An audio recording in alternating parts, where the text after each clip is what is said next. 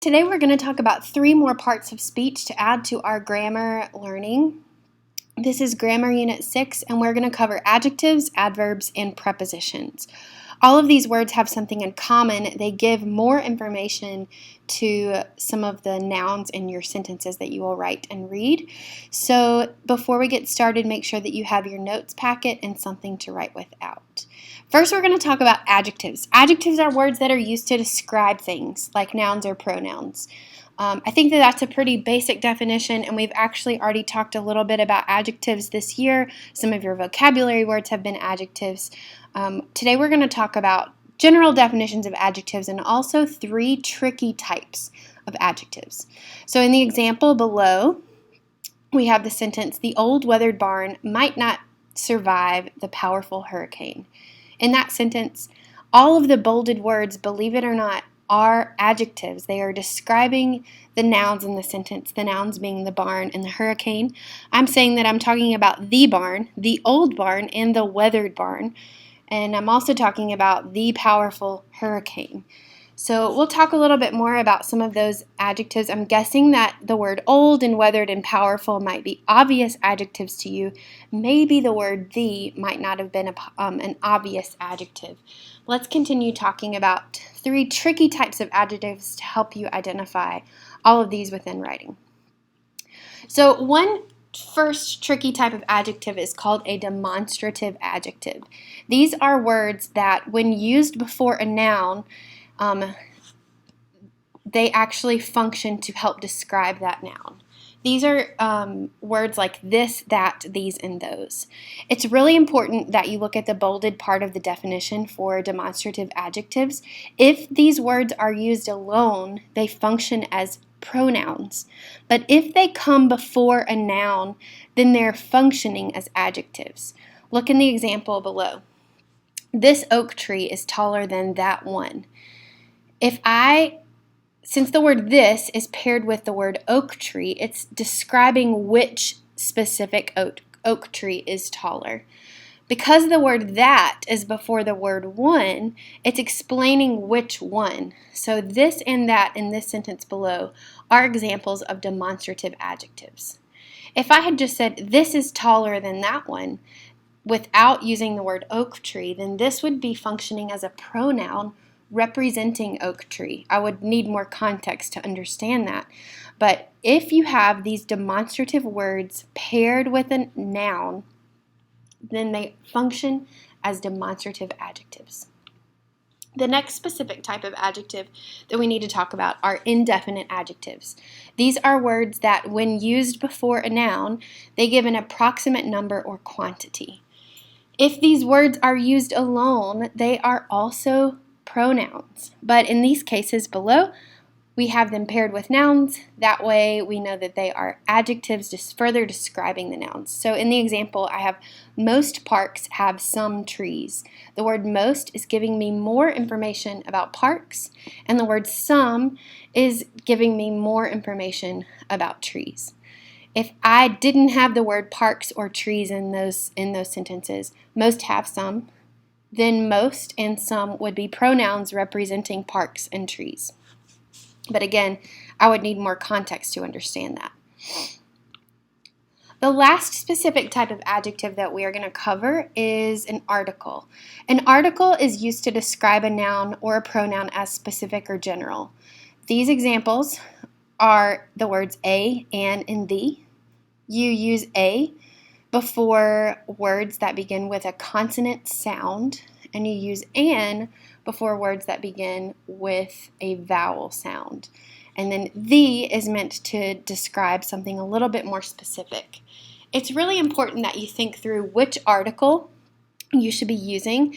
A and an are more general uses, are reserved for more general uses, and the is reserved for a more specific use. Here's a case for the importance of articles. In John 14, Jesus is telling his disciples that he is going away. This is right before Jesus is going to be taken away and crucified.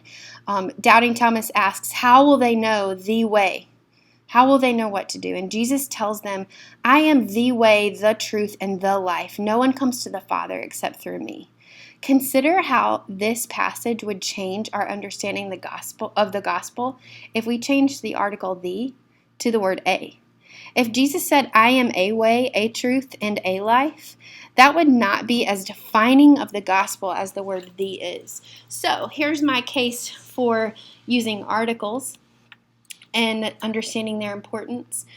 Our entire religion hinges on these words, these tiny little words. And a lot of the times when you're going to communicate things, your arguments, your points, your basis for beliefs of things will hinge on whether you use specifics or generalizations.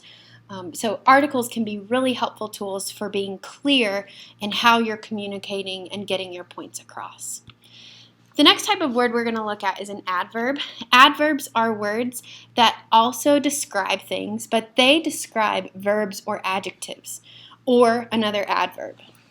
Most of the time, or in the past, you might have heard that adverbs end in ly. That is true. Lots of adverbs end in ly, but there are other types of adverbs that might not, end in ly, like worse and worst. There are 3 forms of adverbs. You don't need to remember this necessarily. They could be positive, they could be comparative, and they could be superlative. Some of your practice pages will go through the differences between these 3, so we're not going to do that in this video right now. But what you do need to know is how adverbs function.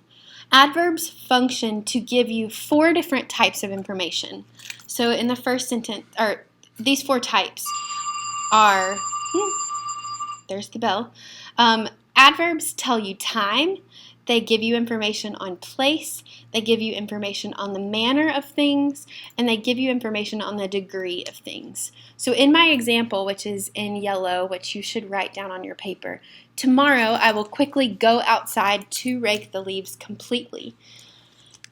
All of the words that are underlined function as adverbs. Tomorrow tells me the time, when I'm going to do this. Quickly tells me how the manner at which I am going. I'm going quickly.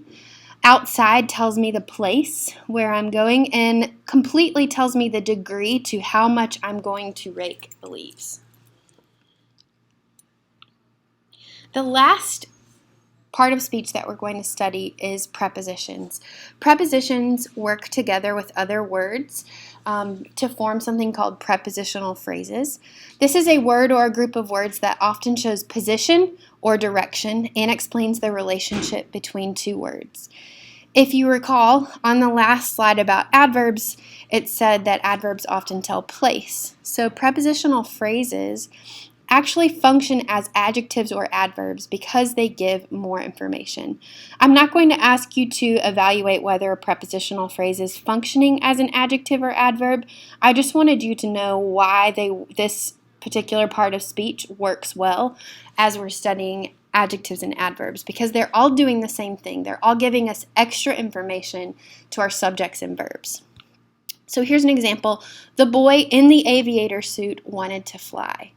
The phrase in the aviator suit starts with a preposition, which is in, and it's giving me more information about which boy. So in this sentence, this bolded part is the prepositional phrase giving me more information about the boy.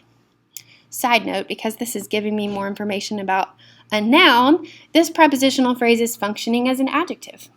In the next sentence, it says, he was content with a trip to the park. This phrase, to the park, is giving me more information about where I'm going. So because this is one of the functions of a preposition, it is a prepositional phrase. In order to fly, you must attend flight school at the Flight Academy. In this sentence, at the Flight Academy is bolded. It's giving me more information about position or place, so this is a prepositional phrase. Notice that in the second example, this prepositional phrase started with to, and in this example, in order to fly, you must first attend flight school at the Flight Academy. I also have the word to. To is a common form of preposition, but in this case, you have to be careful about knowing the difference between prepositional phrases and, do you remember what this is called when you have a verb plus the word to? It is a verbal, which is an infinitive. So this is not a preposition. It's not telling me more information about any of the other functions that we talked about on the previous slide with prepositions. It's not talking about position, direction, or relationship. It's talking about an action that you might want to do in the future. Here's a list of really common prepositions. I just told you about one thing you need to be careful of. The word to is not always functioning as a preposition. You might recognize some of these words as other parts of speech, like conjunctions that we've talked about in the past. I'm going to leave you with. Feel free to jot down a couple of these examples on your prepositions notes handout.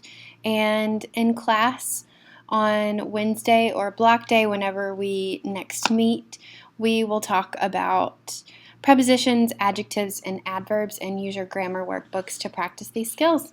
See you then.